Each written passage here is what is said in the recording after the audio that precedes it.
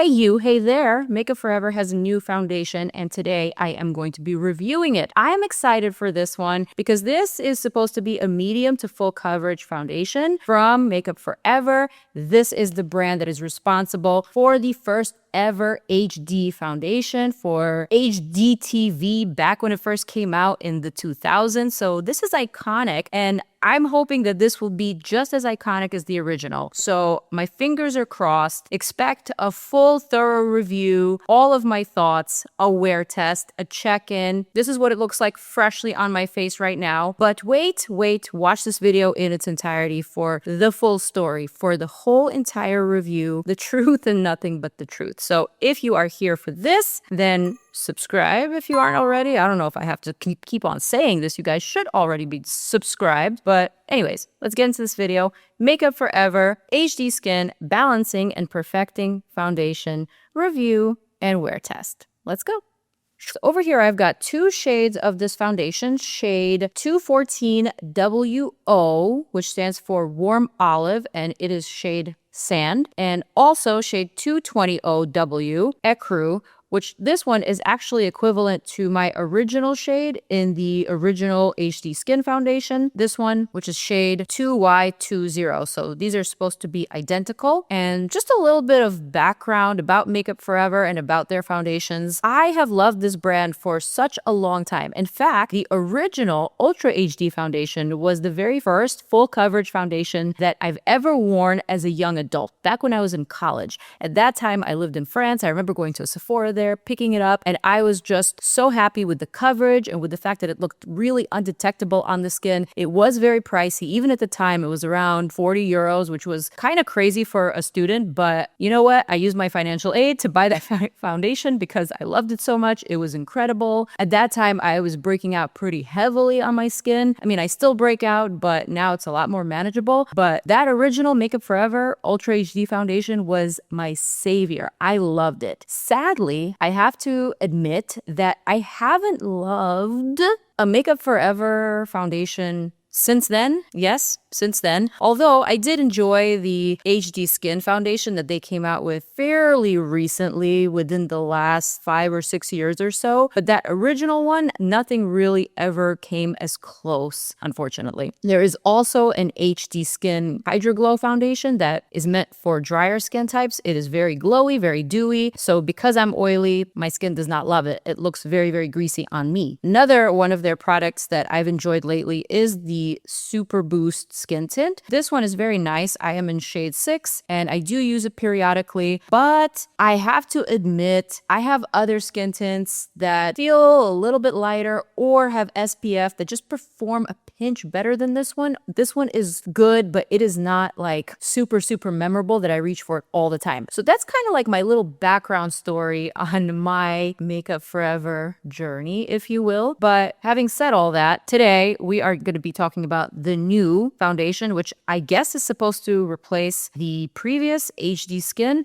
I'm not exactly sure, but I did not see this one on Sephora. I only saw it in very limited availability on the Makeup Forever website. The Super Boost Skin Tint is still available on Sephora and on the Makeup Forever website, as is the Hydro Glow. But this one, I have a feeling they're going to be discontinuing it. So hence we have this new one. I know that's a lot of chatter. It's a lot of talking, but I feel like I need to get all of this off my chest in case you guys are big fans of Makeup Forever like I am. We need to be on the same page. So about this one, natural finish, medium to full coverage, long wearing, has niacinamide, which some of you will not like, but some of you will like. Also has hyaluronic acid. I think that's an ingredient that all skin types seem to enjoy, including my oily acne-prone skin type. It is non-comedogenic and it's supposed to control shine. There are 40 shades altogether. Right now on my hands, I've got 2 shades, but I am trying to get my hands on all the shades so I can do a little face swatch of all the shades, perhaps in a YouTube Shorts, in an IG Reels, but I didn't get those shades in time, so today I'm just going to be doing the review and the wear test. Also, this is $49, so quite pricey, but to be expected from Makeup Forever. I looked at the ingredients. There are no red flags, aside from the fact that fragrance or parfum is kind of like mid to low in the ingredients list, which probably means means that it's at about 1%. So it's not an immediate red flag, but for those of you who are super, super, super sensitive, just calling it out, it does contain some fragrance.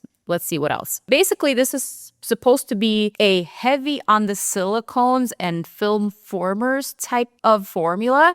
So I guess it's supposed to give you a super smoothed out, blurred out skin finish and appearance. So probably better for the oilier skin types like myself, because those film formers do tend to attach to dry patches and they tend to look worse over time, but we shall see. I guess what I'm trying to say is that it's not a scary formula, but it's not that clean, gentle, clean girl skin tint type of formulation. All right, let's test out these shades. 214 WO Warm Olive in shade Sand is the first one. And I thought this would be my shade, but unfortunately, I did try this out on a night where I was going out for just a couple of hours to dinner, and it looked very, very, very light on me. It just does not match the rest of me. It doesn't match my chest, my neck. And although I wanted this to work, I think it is just a pinch too light. So I'm going to go with the shade that I was in the other foundation, 220W, shade Ecru, which honestly also looks a little light. I don't know, but we're going to have to make it work. Also, I have a very cute little brush from Makeup Forever that has my name on it. I appreciate that. Thank you, Makeup Forever. I did go to an event of theirs the other day in which we painted some pottery, and I have to say I really appreciated this event because before the event I was having a really shitty day. Honestly, I was not in the best of moods. I was all over the place, really just anxious, not recognizing myself, and then I went on to paint some pottery, and little did I know that it felt so incredibly therapeutic and possibly exactly what I needed that day. So anyway, thank you to Makeup Forever for that. That is where I got my cute personalized brush and also these shades. So I kind of just like blended them in together into my skin. I mean, it seems to work for now. And I almost forgot I need a primer, and Makeup Forever has some of the best primers. So hang on. Okay, this guy right here, the Pore Minimizer Step 1 Primer, was very loved by me back in the day, but I gotta admit, it's been a while since I've used it. I'm just gonna smooth it down just like that. Another one of those silicone-y feeling types of primers. But my skin tends to like all of those dimethicones and all of those slippery polymers. Because I'm oily and because I have some texture and some acne, this kind of stuff typically works for me. All right, so here I just have a nice even layer of my primer, and now I'm gonna go ahead and apply this foundation. Just doing kind of like half a squeeze on each part of the face, and then I'm gonna flip the brush around and kind of just smooth it down like that. At the event, they had one of Makeup Forever's national makeup artists showing off a few of the foundation shades on some models, and I noticed that he was doing these patting sort of motions with this brush. So essentially, I'm trying to replicate exactly what he was doing. Although these types of brushes are not my preferred foundation application brushes, but this one, because it's so dense and it has this almost like a paddle-like appearance, it really seems to be beating in the foundation quite nicely. Cool thing about these brushes is that you could really be precise. Get in between those eyebrows, brow hairs, even clean up. And look at that. Yes, I am breaking out on this side of the face, but nothing that would make me too insecure, you know? I think with this one layer, half a pump of foundation, so I guess I used a pump and a half for my entire face. This is enough for me. I feel confident in my skin. I don't think I need any spot concealing. This looks good as is. The only thing I'm gonna do is I'm gonna take this wet sponge that looks pretty dirty, but honestly, I've only used it a couple of times in the last couple of days. I'm just gonna blend in the parts around my mouth. Off the bat, I have to tell you, this looks incredibly smoothing. Very, very blurring, very smoothing on the skin. My only concern with those film formers is how will it look over time? Will it actually emphasize my texture? Will it make my skin finish appear worse than what it actually is? All of this I'm gonna have to test and get back to you after a wear test. All right, quickly, let me just do a little bit of concealing under my eyes. Danessa Myricks Yummy Skin Concealer is what I'm using. Just a little bit of brightening here and there.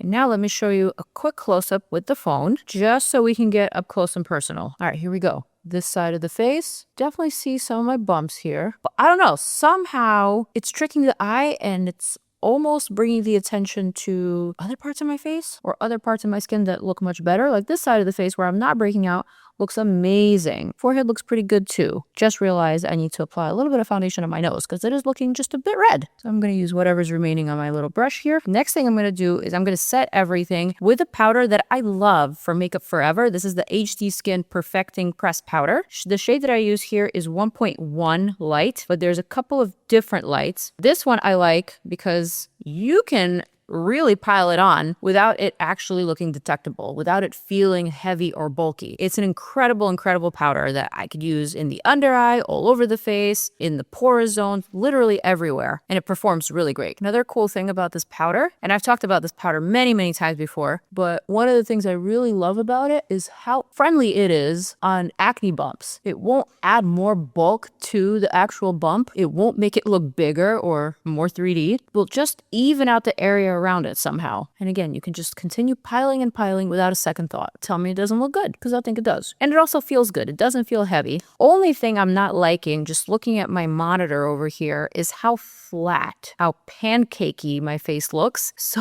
I'm gonna add just a little bit of this NARS bronzer. Shade is Laguna. This is a powder bronzer. I'm gonna add that across my forehead for just a little bit of depth, across and under my cheekbones for a bit of definition, just slightly under my chin, just to bring it all together. And there is the face. One more close-up. How nice does that look with the powder? I feel like the phone can't even focus. It's so blurred. I mean, what?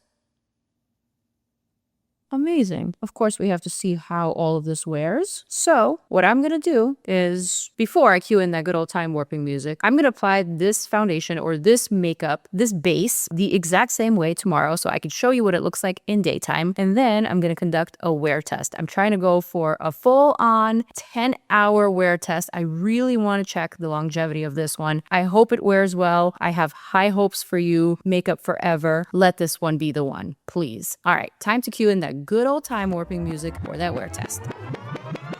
Hey guys, it is the very next day. I'm wearing the new Makeup Forever HD Skin Balancing and Perfecting Foundation all over. This is what my skin looks like up close and personal.